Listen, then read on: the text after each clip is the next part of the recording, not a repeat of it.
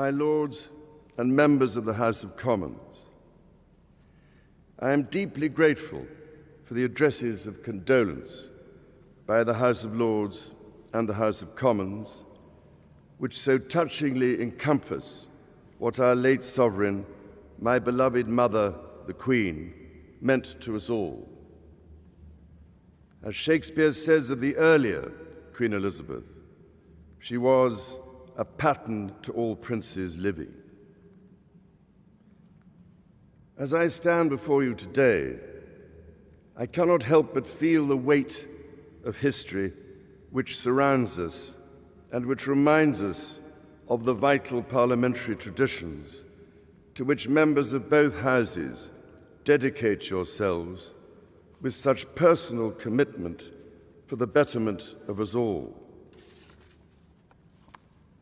Parliament is the living and breathing instrument of our democracy.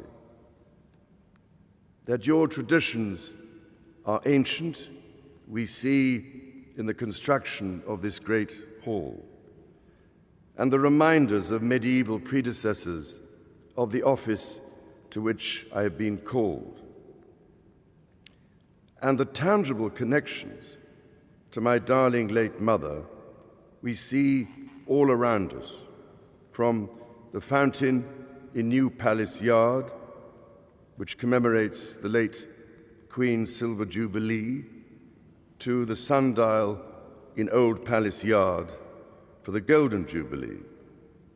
the magnificent stained glass window before me for the Diamond Jubilee, and so poignantly and yet to be formally unveiled, your most generous gift to Her late Majesty to mark the unprecedented Platinum Jubilee, which we celebrated only 3 months ago with such joyful hearts.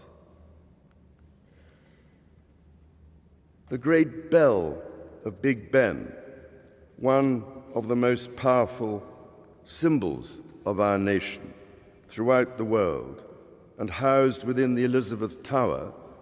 also named for my mother's Diamond Jubilee, will mark the passage of the late Queen's progress from Buckingham Palace to this Parliament on Wednesday. My Lords and members of the House of Commons, we gather today in remembrance